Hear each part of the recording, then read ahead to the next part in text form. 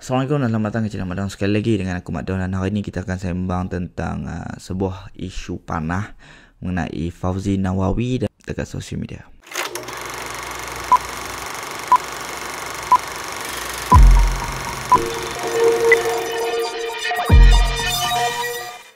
Sebelum tu terima kasih kepada subscriber lama dan selamat datang kepada subscriber baru. Kalau anda suka dengan konten-konten yang aku hasilkan, jangan lupa tekan button subscribe so that anda tak terlepas dengan video-video yang aku hasilkan. Okey, kalau siapa-siapa yang tak tahu lagi, baru-baru ni ada viral tular satu video talk show lah kan, dekat Astro, di mana mereka temu ramah tetamu-temu jemputan, dan tetamu jemputan tu ada satu short clip tu yang mana Syuk Saha tanya dekat Fauzi Nawawi scene apa yang dia watak apa yang dia paling suka, watak perompak ke perogol ke apa ke. Dan Fauzi Nawawi pun dengan rasa tak malunya kata scene rogol, dan dia terus dia brag on kenapa dia suka scene rogol, apa yang dia suka buat. Dia siap bergitar, ada satu filem yang dia lakonkan tu, dia so disgusting lah untuk hang sembang benda tu secara open. Aku tak mau discuss apa yang dia, sebab dia begitu siap detail lagi antara, jadinya painful to discuss lah, to hear benda-benda ni publicly on television. Dan benda ni bagusnya bila dia tular sebab kita tahu yang ramai ingat benda ni biasa lagi, banyak ramai normal lagi, okay? And we need the same energy untuk adik Ain juga. Bila adik Ain buat benda ni, aku tengok ramai mempertahankan adik Ain, ramai mempertahankan cikgu yang harass adik Ain tu. Kemudian most of them laki. Untuk Fauzi Nawawi ni, okay, dia dah minta maaf, aku tahu benda tu, dia dah minta maaf. Tapi nya, macam mana hampa boleh proudly membawa satu table talk show, locker room punya, antara lelaki punya locker room conversation tu ke public? Hang faham tak? Bila hang jadi public figure ni, you need to know yang hang kena jaga percakapan, hang kena bawa image, hang kena jadi role model lah. Especially benda ni aku teringat dekat satu scene tau dalam Running Man ni. Running Man ni aku suka sebab dia bukan Running Man lah, Korea punya show ni, dia baik tau. Dia baik dan dia juga menjaga tata susila lepa punya, orang kata, etik dalam bekerja tu, moral highway lepa tu high. Bila satu scene dalam satu episod dalam Running Man tu, lepa biasalah melawak kan, lepa ada dapat coin. Time show tu berlangsung lagi kan, episod tu guest yang attend Running Man tu, dia curi coin orang lain, dia curi, dan scene tu sangat-sangat lawak sebab kita tak tahu siapa curi, apa yang jadi, and yang kena pula the clueless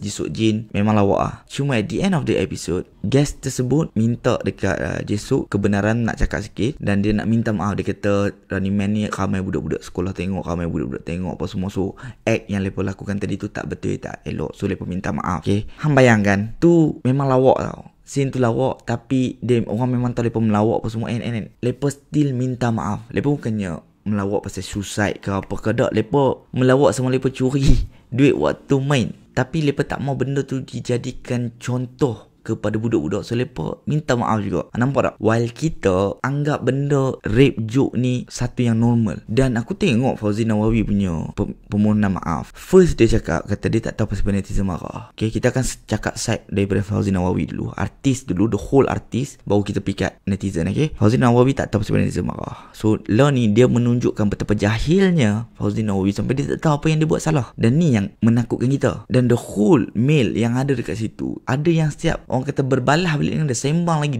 bagi benda tu lagi rancak lagi, macam K. Rahman apa semua. Dan Fauzi Nawawi, aku tak faham bila hang minta maaf, why hang nak kena jelaskan lagi dengan lebih, sampai hang nak kena pergi ke platform Z Zaidi punya TikTok, hang nak buat video konon-konon ni semua dugaan Tuhan untuk hang. No, it's just something. Ni tentang kejahilan hang, naifnya hang, dan macam mana hang tak take your work seriously, your profession seriously. Jadi minta maaf and move on. Diam, cukup, jangan cakap apa dah, tak payah nak jelas apa dah. Hang pun dah tahu ni benda pasal kejahilan, hang siap mengaku ni kejahilan hang, so that's it, sudah. Jangan do up status cakap kata, oh saya tak maafkan netizen yang kecam saya tu, tapi tu bini dia lah yang upload kan, which aku tak understand lelaki bini ni. Kemudiannya buat video motivational, and time dia minta maaf tu siap masukkan lagu sedih-sedih. I mean just apologize and move on and be better. No need justification dah. Hang sebenarnya dah mengaku itu kejahilan hang, just be better man. Itu saja. Sebab apa yang hang cakap ni, time hang cakap ni, aku tak faham dengan talk show ni. Kepada semua selebriti, pameran apa semua ni kan, pemeran apa semua ni, bila masuk talk show, hampa kena tahu apa yang hampa cakap tu. Hampa kena fikir adakah ianya membawa manfaat kepada generasi yang akan datang, para pelakon yang akan datang. Bila shoot tanya role apa yang hang suka,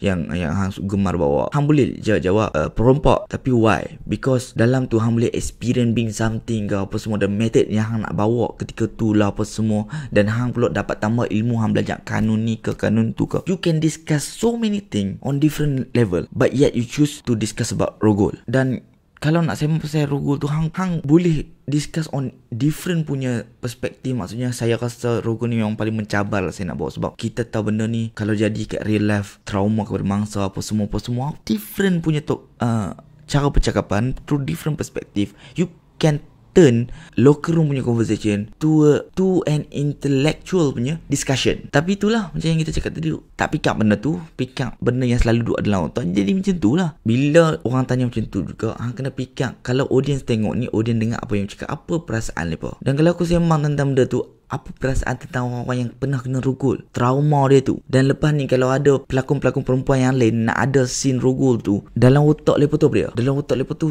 mesti scary punya. Takut yang laki yang nak bawa watak rogol tu memang betul-betul nafsu tinggi, nak melampiaskan nafsu dalam kerja. Sambil bekerja tu sambil nak melampiaskan nafsu, which is very very wrong lah, unethical. Benda tu aku rasa Syed Fahmi pun ada beritahu yang kerja is kerja. Okay, so bila hang buat benda tu, trauma yang pelakon-pelakon lain nak kena bawa nanti, takutnya kalau ada scene tu, takut orang gunakan dia, takutnya scene tu pelakon tu buat macam ni, kita ingat dia berlakon padahal dia melampiaskan nafsu dia. Things like that. Tak kisah sama ada dia lelaki ke perempuan ke, lelaki pun boleh kena rogol. Paling banyak kes pun perempuan. So many outcome yang kita kena fikir bila kita nak cakap ni. Lepas tu kita go through tu untuk Fauzi. So aku harap hang be better lah. Kalau orang tak mau cancel hang, tapi aku rasa orang cancel hang kot. Sebab tersalah aku bila dia muncul dekat live ZZD tu, orang block dia terus bagi dia tak boleh muncul sebagai live, which is the right thing to do lah. Hang ZZD pun satu, hang nak panggil dia, nak minta justifikasi dia pergi buat apa. Ada presiden seniman ni pun aku pun tak tahu. Lepas tu hidup buat live tiap hari, hidup bagi tahu pasal betapa susahnya jadi presiden, bla bla bla bla apa semua. Tak boleh galas satu tugas tu, resign. Bagi orang lain yang nak bawa seniman tu jadi presiden. Benda simple je. Tak boleh galah tugas dan resign je lah. Yang duk nak habaq ke semua orang kata, oh susah sebenarnya jadi seniman ni, orang tahu cakap je. Okay, resign. Terus tak payah buat. Hang pun tak payah pick up. Hang pun boleh bagi orang yang kata kat hang tu dalam lingkungan entertainment industry ni, lepo tu kita tengok, hang pula boleh tengok lepo tu boleh buat ke tak. So senang. Ni dah hang keep hold on to your title sampai habis. Aku pun tak faham lah yang tu tadi pun. Kemudian untuk Kiraman dia minta maaf, tetapi dia macam nak cari salah tau dekat situ. Ya, okay, sebelum tu aku nak cakap, the whole crew TV station semua bersalah. Tambah-tambahan TV station sebab release konten yang macam tu. Okay, tak tapi dulu Kiraman pula beritahu kenapa ada orang release benda tu, apa semua etc.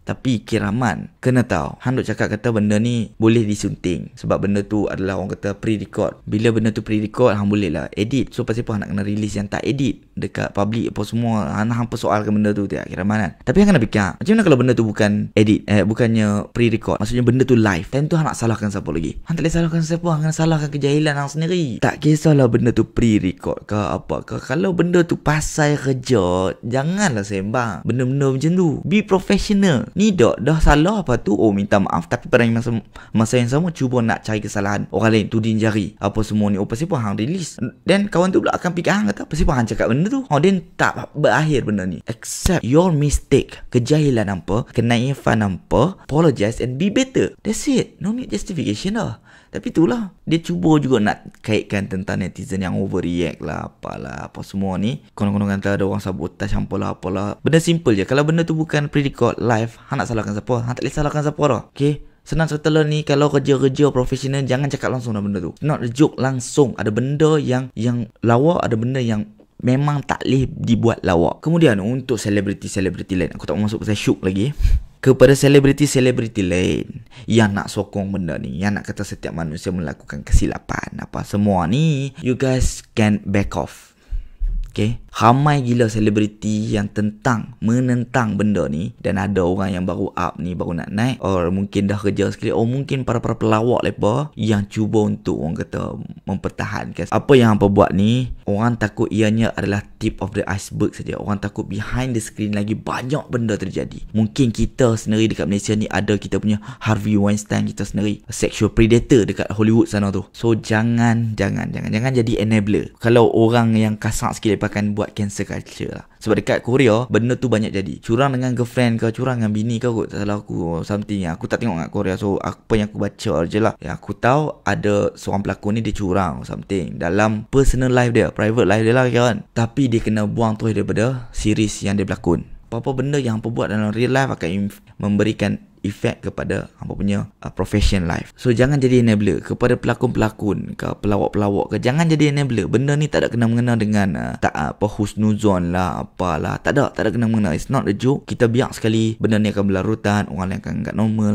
dan dia akan jadi macam tu. Still akan jadi macam tu. Dan aku tak faham pasal apa selebriti bila mai je dekat kena je dekat orang-orang hampa punya clan ni. Hampa backup level tinggi gila, tapi mai je benda yang sama jadi kat luar sana. Lama bersuara, I stand behind adik Ain, I stand behind adik Ain. Bila benda ni jadi, diam. Janganlah kita menghukum sesiapa sahaja. Dia tulis dekat situ kata ni semua.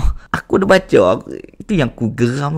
Apa ni semua, anggaplah abang saya, support abang, alhamdulillah pun kata abang at least baik hati, apa sedia untuk minta maaf. Dah jadi macam benda yang rare dekat Malaysia ni. Sampaikan bila ada orang tu buat kesalahan yang besar, tapi minta maaf, hang kan macam wah baiknya dia. Bukannya nak jadi toksik, tapi kita terlalu baik. Sebab tu pelapis-pelapis industri generasi akan datang tak bagus. Sebab the one yang adalah ni, otak lepa macam tu. So apa yang lepa ajak dekat orang-orang sebelum ni, pelapis-pelapis sebelum ni kita tak tahu. So lepa-lepa tu pula akan naik lepas ni. And the cycle repeated. Faham? That's why aku tak suka langsung pelawak-pelawak ni yang mana duk anggap semua benda lawak ni. Padahal lepa tak lawak pun, yang duk buat double meaning punya joke pun semua ni naik. Sebab lepa tu tak boleh bagi apa-apa manfaat kepada industri perfilman pun. Contoh dia macam Syuk tu ada pun tak ada efek, tak ada pun tak ada efek. Sama je. Maharaja Lawak Mega ke, program lawak-lawak ke apa semua ni, bila pelawak-pelawak lepa tu keluar, lepa tak ada guideline untuk apa yang lepa ni akan buat. Lepa tak groom betul-betul dekat dalam show tu untuk lepa ni jadi apa semua sekian. Kalau lepa buat ada benda tu, maknanya lepa tak buat betul-betul. Kalau lepa buat betul-betul, pelawak yang dilahirkan selepas tu mesti semua-semuanya berkualiti tinggi kan. Samalah juga dengan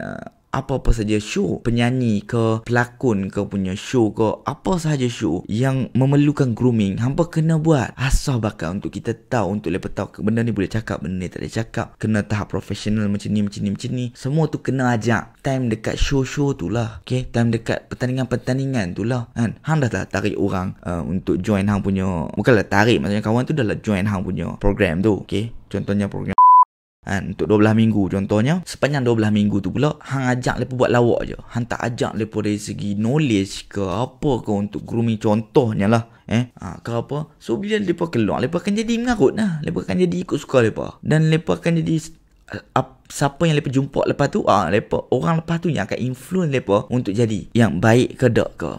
Semuanya bermula daripada benda-benda kecil ni lah. Program-program lawak, program-program nyanyi, program-program entertainment, Akademi Fantasia ke apa ke, semua tu kena start grooming daripada situ dah. So that lepas tu lepa-lepa ni keluar, selebriti-selebriti ni keluar, lepa adalah yang berkualiti dan bermutu tinggi, dan yang memang mengarut lawak yang ada masalah dalam kehidupan, dan yang ada masalah dalam kehidupan dia tu buat masalah. So why nak berpegang, why nak kena jemput lagi apa semua lagi ni. Let go. Ada ramai lagi yang boleh buat benda tu. Ada je social media influencer yang bagus, yang lawak, yang profesional. Ada. Boleh je panggil lepa untuk masuk show macam tu. And then try lah come out with something yang orang kata a talk show yang ada fruitful discussion yang penuh dengan buah-buah fikiran apa semua ni, yang thought provoking semua ni. Sambil-sambil tu buat lawak. Barulah benda tu menarik untuk kita tonton. Ni dah semuanya ingat lawak jadi macam ni lah. Dari segi netizen pula, kalau nak orang kata mengkritik apa, kita pun faham. Tapi janganlah sampai maki mak bapak apa semua tu. Kita pun kena lebih better. PDM kawan tu maki mak bapak. So apa beza kita dengan lepas kita pun kurang ajar enggak lah. Nak sentuh kawan tu saja. Jangan efek anak dia, jangan efek bini dia, jangan efek ahli keluarga dia yang lain. The person itself saja. Tapi dengan hemah, bukannya maki. Baru betul netizen pun buat jadilah elok. Barulah lepas tu kita okey ni netizen community kita pun kebanyakannya pun tak ambil serius pasal benda ni. Baru-baru ni ada kes yang suicide tu, yang lelaki tu dia berdiri nak bunuh diri tapi dia tak edit sebab terlalu panas. Dekat bahagian komen Facebook tu penuh dia buat lawak bodoh pasal suicide. So stupid celebrity comes from stupid community. Ubah benda tu, be better. Kita pun be better so that selepas ni semua yang keluar semua jadi better. Right? Sekian saja daripada aku, Mak Don. Kalau hampa suka dengan konten-konten yang aku hasilkan, jangan lupa tekan button subscribe. Kita jumpa lagi untuk next video. Bye bye.